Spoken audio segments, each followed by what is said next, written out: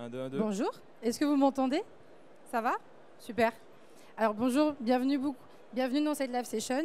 Donc je me présente, je m'appelle Valentine, je suis CSM chez ATP Learning. Donc mon rôle c'est d'accompagner les clients dans l'adoption et dans l'optimisation des solutions par rapport à leurs besoins pour leurs projets. Allô, allô, ok. Donc moi je m'appelle Sacha, je suis chef de projet chez ATP Learning. Mon rôle c'est tout simplement d'accompagner les clients dans le lancement de leur projet de formation, plateforme de formation, donc dans le succès principalement. Aujourd'hui on va parler d'IA générative. Alors l'IA générative, vous en avez entendu parler je pense pendant tout le salon durant les 2 jours. Aujourd'hui on ne va pas forcément pitcher sur ce qu'est l'IA, je pense que vous savez tous un peu ce qu'est l'IA générative. Nous on l'a utilisé chez ATP Learning pour impacter la création de contenu et la génération d'évaluations sur mesure. Donc aujourd'hui, on va se concentrer sur ça. On va principalement faire une démo de l'outil, qui est beaucoup plus intéressante, et après on pourra répondre à vos questions. Alors, avant de commencer le sujet, je reviendrai juste en quelques mots pour vous présenter l'entreprise. Donc nous, on existe depuis 2006. On est éditeur de notre propre logiciel de LXP et de LMS. Et on est une entreprise qui est multisectorielle. Ça veut dire qu'on accompagne des grands groupes comme le groupe BPCE, par exemple, et des ETI comme Magellan, qui est constructeur de piscines. Donc le fait qu'on a des clients qui sont vraiment dans des secteurs variés, ça nous permet d'avoir une bonne compréhension sur les problématiques métiers et aussi de manière générale sur le secteur de la formation. Et donc c'est grâce à tous ces feedbacks de nos clients qu'on est parti d'un constat qui est qu'aujourd'hui les demandes en termes de formation sont de plus en plus grandes. Ça nécessite du temps et des ressources qui sont considérables pour les entreprises. De créer des évaluations et des contenus pédagogiques toujours personnalisés et engageantes, ça peut vite devenir un casse-tête. Et puis en parallèle, on a les apprenants qui sont toujours en attente de contenus qui vont être dynamiques, interactifs. Voilà. Et donc c'est pour parer justement à ça qu'on a intégré dans la plateforme un outil de création de contenu qui va être basé sur l'IA générative. Il est vraiment intégré au cœur. Il va vous accompagner dans la création de vos contenus pédagogiques et en quelques clics, vous allez pouvoir créer et générer un cycle complet, donc des articles, des évaluations, des quiz, des capsules, donc du micro-learning, vraiment assez rapidement. Ça ne va pas remplacer le formateur, mais ça va vraiment l'accompagner, lui faciliter la tâche et puis avoir un contenu qui va être de qualité et dynamique. Alors, l'objectif ici, vraiment, comme l'a dit Valentine, c'est vraiment pas de remplacer une expertise métier, mais vraiment d'accompagner le créateur pédagogique ou le formateur tout simplement, dans la création de son contenu. Donc la plus-value ici, elle se fait notamment sur le gain de temps. On va avoir un gain de temps qui va être optimisé, mais surtout, je tiens à préciser qu'on n'a pas introduit une IA pour introduire une IA dans une plateforme de formation. Ce n'est pas vraiment le but. Le but, c'est que ce soit cohérent. Donc là, dans un premier temps, on va voir la création d'une capsule de formation, donc un micro-learning. Alors un micro-learning, pour rappel, c'est la forme de formation la plus simple que vous pouvez avoir, donc c'est un one-page. Et on va pouvoir créer un article qui va directement être lié à la génération de la capsule qu'on va faire, et bien sûr une évaluation sur mesure qui va se baser sur la capsule qui va être générée. Donc en gros, vraiment l'objectif ici, c'est de créer un cycle, un parcours complet de formation en 10-15 minutes, alors que généralement ça prend vraiment pas mal de temps, surtout une évaluation sur mesure. On sait que c'est une tâche forcément chez nos clients qui sont pas faciles à faire, qui prennent beaucoup de temps, généralement qui prennent beaucoup de ressources et de personnes aussi. Et là on va voir qu'avec une intégration d'IA assez simple et compliquée à la fois, on va pouvoir répondre à cette problématique. Alors là on va partir sur la plateforme de démo. Donc on a préparé une plateforme de démo ATP Learning. On va partir directement sur l'espace Hub. L'espace Hub, c'est l'espace de créateur pédagogique qui est dédié sur la plateforme. Donc sur ATP Learning, on a une solution d'LMS LXP. On a 2 espaces. Un espace de portail qui va être dédié aux apprenants, donc c'est vraiment l'adaptive portail qu'on va déployer, et un espace du Hub. Le Hub, c'est ce que vous voyez ici actuellement. Moi, je vais vouloir créer un contenu, donc je vais cliquer sur créer un contenu. Aujourd'hui, pour gagner du temps, parce qu'on n'a que 15 minutes malheureusement, on a créé une capsule en amont. Mais on va la générer, on va générer le contenu de cette capsule avec vous. On a pris comme thématique la gestion du stress et le bien-être au travail, qui est une thématique assez commune, mais qu'on va vouloir spécifier. Donc je vais vouloir éditer mon contenu juste ici. Là, alors il faut savoir qu'on a un studio de création dans l'outil du Hub. Le studio de création, il facilite pas mal les choses, puisqu'il va nous donner différents templates responsives qu'on va pouvoir choisir. Donc ça va déjà être un gain de temps déjà de base. Et donc là, on va voir comment je vais générer mon texte ici que j'ai introduit avec une photo. Je vais générer le contenu de cette capsule grâce à l'IA. Donc là, j'édite.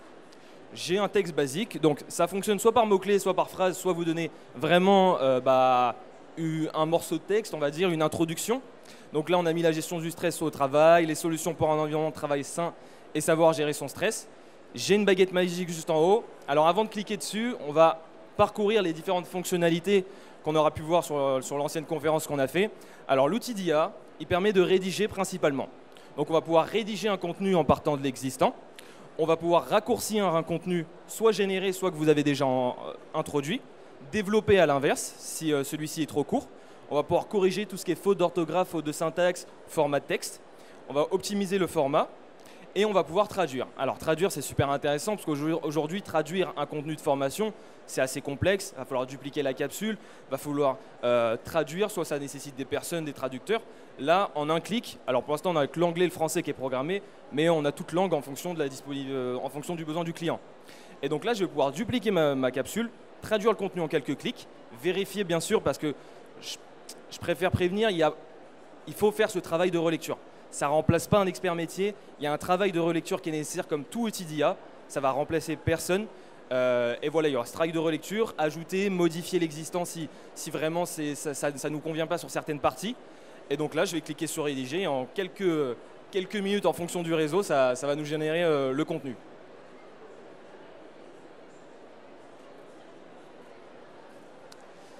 Donc ça met un peu de temps sur un partage de connexion, mais ça va arriver, hein. Donc, ce qui est intéressant, c'est que la génération de cette capsule qui est en train de se faire, on va avoir un texte avec une arborescence, avec une conclusion. Alors, c'est sûrement le réseau qui déconne. Et la génération de cette capsule, grâce à ça et à partir de ça, on va pouvoir tout simplement se baser pour créer un article à côté. Vraiment, le but, c'est de créer un ensemble de ressources autour même d'une formation et d'avoir un parcours global complet. C'est vraiment d'avoir un adaptive learning portail où l'apprenant va avoir un parcours personnalisé. Parce que le but, ce n'est pas de perdre en qualité ici. Donc là, on voit qu'on a un contenu qui a été généré, donc qui a été mis en forme. Si je souhaite plus le mettre en forme, je vais directement cliquer sur optimiser le format. On peut cliquer, hein, Valentine, tu peux cliquer pour montrer la manipulation. À l'inverse, j'aurais pu réduire ce texte, le développer et tout simplement enregistrer. Alors maintenant, quand je vais créer ma capsule de formation, là, on voit qu'on a créé le contenu. Ce qui est intéressant, c'est que ça ne s'arrête pas là. Donc là, on voit qu'on a un titre, une mise en forme, un H1, H2, etc. Ma capsule, elle ne s'arrête pas là, puisque je vais vouloir créer la fiche formation qui va derrière, la fiche formation avec la description, les objectifs d'apprentissage, et tout ça, je vais vouloir que ça se génère automatiquement. Donc là, on va enregistrer, on va arriver ici, sur les paramètres de ma formation, de mon micro-learning, et donc on voit que j'ai le titre, la description, les objectifs d'apprentissage et le public ciblé. Sur chacune de ces sections, on a une baguette magique qui permet de réduire et de développer, d'avoir toutes les fonctionnalités qu'on a vues avant. En haut, je vais avoir un bouton de rédiger. Ce bouton, il est assez intéressant parce que là, on va avoir différents paramétrages. Et je vais pouvoir rédiger ma fiche formation en se basant sur le contenu que j'ai créé préalablement. Donc, je vais pouvoir choisir la langue, tout simplement. Je vais pouvoir choisir le ton que je souhaite aborder. Donc là, on va mettre expert. J'ai envie d'avoir un ton d'expertise. Le format de texte. Et je peux lui rajouter des spécificités. Donc ça, c'est assez important. Vous pouvez rajouter des spécificités sur mesure que vous avez besoin dans les sections. Aujourd'hui, on va ajouter des emojis sur le titre.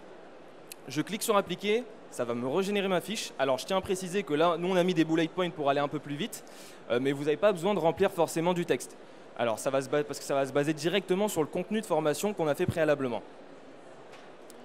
Et donc là, voilà, on voit que ça a respecté la spécificité qu'on a demandé. Donc, on a bien des emojis sur le titre. On a une description qui va être plutôt complète. Donc là, bien sûr, on vérifie que c'est cohérent, bien sûr, avec ce qui a été mis dans le contenu. Donc, c'est des prompts qui ont été travaillés en amont, testés et révisés. Donc, c'est vraiment du sur-mesure et pour être le plus complet et le plus efficace possible. Et on voit après qu'on a le public ciblé en bas aussi qui va être rempli. Et là, on a des bullet points d'objectifs d'apprentissage, qui est assez intéressant. Donc, en quelques minutes, en 5 minutes, j'ai rédigé le contenu de ma capsule, sa fiche formation. Donc, elle est prête à être déployée sur mon portail de formation. Donc là, je la déploie sur mon portail de formation, juste ici. Voilà, magnifique. Et ce qu'on va vouloir, c'est qu'on ne va pas vouloir laisser une capsule pour tout simplement déployer un format de formation. On va vouloir créer une communication autour. Donc on va vouloir créer un article, tout simplement pour prévenir que cette formation est sortie ou va bientôt sortir. Je te laisse montrer l'article, Valentine. Alors, effectivement, comme Sacha l'a dit, maintenant que la capsule elle est créée, je vais pouvoir l'enrichir et prévenir mes apprenants. Voilà, il y a une formation qui est arrivée, j'ai envie qu'ils puissent commencer à la regarder. Et donc, pour faire ça, je vais me rendre sur le back-office, qui est accessible juste ici en cliquant sur la clé à molette. Je vais aller dans l'onglet Animation et cliquer sur Actualité. Donc là, dans le cadre de cette démo, comme l'a dit Sacha, j'ai déjà pré-rempli une actualité, donc avec juste le titre. Donc je vais aller sur Éditer. On va retrouver le titre que je vais renseigner, le contenu avec quelques bullet points sur lesquels je me suis basée sur la capsule de Sacha pour que vraiment ça corresponde avec le contenu qui a été mis dans la formation. Je vais aller sur Rédiger et pareil, je vais pouvoir sélectionner la langue, mettre un ton, donc là j'ai mis par exemple le ton amical, mettre le format, donc soit je veux un format, un texte formaté ou un texte brut, et je peux lui ajouter, comme tout à l'heure, des spécificités. Donc là je vais cliquer sur Appliquer. Donc ce qui va être intéressant, c'est que vraiment le contenu de mon actualité, ça va être basé sur la capsule qu'on a créée. Donc ça va leur permettre déjà de savoir un petit peu de quoi, de gérer, en fait, de travailler comme un teaser pour leur donner envie d'aller sur cette formation. Donc là j'ai mon contenu qui a été réalisé. Comme vous voyez, voilà, il correspond assez. Je peux retourner sur la baguette magique dans cette partie-là pour travailler, pour re-rédiger par exemple, le raccourcir, développer, optimiser le format ou complètement le traduire si c'est par exemple une capsule qui est en anglais. Tu peux essayer de on peut le traduire comme ça, on Ouais. va voir en live ce que ça donne. Alors, ce qui est intéressant, c'est que excuse-moi Valentine, chaque prompt a été travaillé pour répondre à un besoin spécifique. Donc là, on répond à un besoin de génération d'articles. On va pouvoir le mettre en format aussi. Si on clique sur mettre en format, on va pouvoir ça va faire un vrai format avec un titre, DH1, DH2, DH3. Et donc là, on voit qu'en quelques secondes, ça nous a traduit l'article. Donc des tâches qui prenaient forcément du temps, des ressources et des personnes dans cette création de contenu, en quelques secondes, ça a été fait. Donc ouais, bien sûr, il faut vraiment que le formateur il puisse quand même relire ce que l'IA a généré. Comme on vous l'avait dit au début, c'est un travail pour l'accompagner et le formateur il reste au cœur quand même de toute cette partie pédagogique. Donc une fois que j'ai fait ça, je vais pouvoir aller dans les paramètres par exemple, afficher en tant que pop-up pour qu'elle apparaisse en avant et donc que les formateurs, les apprenants soient directement au courant qu'il y a une actualité. Et je peux aussi lier la ressource, donc la capsule que Sacha a fait juste avant, à mon actualité. Donc j'ai plus qu'après à valider, hop, à retourner sur le portail. Et donc si je clique sur le logo e-learning, j'ai bien mon actualité qui arrive. Je peux lire l'article. Donc on voit que c'est bien en anglais, que c'est lié à la thématique et puis à la capsule que Sacha a faite. Ce qui est intéressant ici, c'est que donc on a vu qu'on a créé une capsule de formation, on a créé un article qui va être lié, donc de l'information qui va être liée au contenu de formation. Et l'objectif final, c'est de vérifier la validation des acquis. On va vouloir vérifier si l'apprenant a bien suivi cette formation, il a bien été formé. Donc on va vouloir créer une évaluation sur mesure. Aujourd'hui, on va se rendre sur le hub pour recréer l'évaluation. L'évaluation va aussi se baser sur le contenu de la capsule. Donc, ce qui est important, c'est qu'une évaluation, généralement, qu'elle soit à chaud, à froid, une évaluation finale, elle est souvent complexe à créer parce qu'il faut vraiment rédiger le contenu en amont, se baser sur ce contenu-là. C'est assez précis. Aujourd'hui, on a travaillé un prompt. Donc là, je vais créer un quiz. On a travaillé un prompt qui va être assez précis. On va avoir plusieurs paramétrages sur la création de quiz. Donc on peut créer des catégories de quiz, que ce soit des évaluations ou à chaud ou à froid. Et donc, ce qui est important, c'est que là, on va lui donner un titre, on va débloquer l'accès à cet onglet questions. Et dans l'onglet questions, on va voir qu'on va avoir une fonctionnalité d'activer l'IA.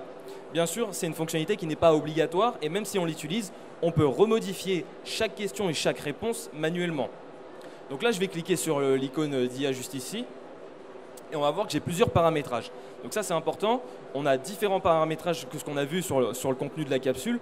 On va pouvoir définir un nombre de questions globales, choisir bien sûr la langue, le niveau de difficulté de mon quiz, générer ou non les feedbacks. Alors, je précise et je valide que quand on va associer la ressource qu'on a créée préalablement, on n'aura pas besoin de mettre de sujet de quiz. Là, ça va vraiment se baser sur le contenu et nous générer un quiz sur mesure comme on va voir. Si on n'a pas le sujet, bien sûr, si on n'a pas la ressource en amont, on introduit le sujet sur la section et je vais pouvoir définir un nombre de questions à choix multiples, à choix unique ou un nombre de questions fermées pour réponse oui ou non. Je vais pouvoir lui donner quelques exigences spécifiques. Donc bien sûr, obligatoire si on a des exigences en plus à mettre ou des spécificités liées à l'organisation ou au contenu que forcément il n'y a pas dans les paramétrages. Donc là, on peut lui dire d'adopter un ton d'humour sur le titre des questions. On va voir, on va voir s'il répond de façon humoristique à la demande. Et en cliquant sur valider, ça va nous générer un quiz sur mesure avec bien sûr les réponses visibles mises en avant. Bien sûr, plus vous mettez de questions, plus la génération va être longue parce que le prompt va traiter de façon assez précise chacune de vos ressources et va aller se sourcer bien sûr sur le contenu de la capsule. Donc aujourd'hui, l'IA, on la présente dans une première étape sur la création de contenu, sur la partie créateur pédagogique, mais elle vise aussi à être bien sûr implantée dans différentes fonctionnalités de la plateforme. Donc là, on voit qu'on va avoir un quiz totalement, une évaluation sur mesure qui a été générée, qui répond bien sûr aux spécificités que j'ai mis, donc au nombre de questions, aux choix multiples et choix uniques. On voit bien sûr qu'on va avoir les réponses qui vont être survolées en vert, et bien sûr, il y a encore ce travail de relecture à faire, mais qui est quand même beaucoup plus rapide que la création totale. Donc là, on gagne un gain de temps quand même conséquent. On va relire, modifier bien sûr si on vérifie bien sûr derrière l'IA si ça correspond à nos besoins, si ça correspond au contenu qu'on a créé préalablement, et je valide. Donc en 10 à 15 minutes, vous avez créé un parcours de formation complet avec une capsule de formation, un article par-dessus et une évaluation finale pour valider les acquis de cette formation. Donc c'est super intéressant et encore une fois l'objectif n'est pas de dénaturer la solution d'LMS ou d'LXP que nous on propose, mais vraiment d'accompagner le formateur en tant qu'assistant créatif et collaboratif et de ne pas remplacer un expert métier. Aujourd'hui ce n'est pas le but, ça ne le sera pas non plus dans 5 à 10 ans. Et bien sûr la plus-value ici c'est un gain de temps et un retour sur investissement qui est beaucoup plus considérable. On le voit aujourd'hui avec nos clients. La création de formation, peu importe le secteur, peu importe le domaine, c'est une problématique existante. Donc pour répondre et optimiser le travail de processus en interne des équipes créateurs, des équipes formateurs, qu'elles soient nombreuses ou des petites équipes, on va pouvoir déployer cet outil. Aujourd'hui, l'outil, là, comme je l'ai dit, il intervient sur la création de contenu, mais on va avoir aussi, on va pouvoir générer des référentiels de compétences grâce à l'IA, ce qui est super intéressant. La seconde étape, ce sera de délivrer aussi des propositions visuelles, que ce soit vidéo ou photo. Et bien sûr, ça vise à être développé. Aujourd'hui, on a un versionning de la plateforme qui est tous les 3 à 4 mois généralement. Et la roadmap 2025 est très bien remplie. Donc voilà. Je ne sais pas si vous avez des questions. En tout cas, l'outil, vous pouvez le voir juste au stand à côté 0,60. Vous ne pouvez pas le rater, c'est juste à gauche.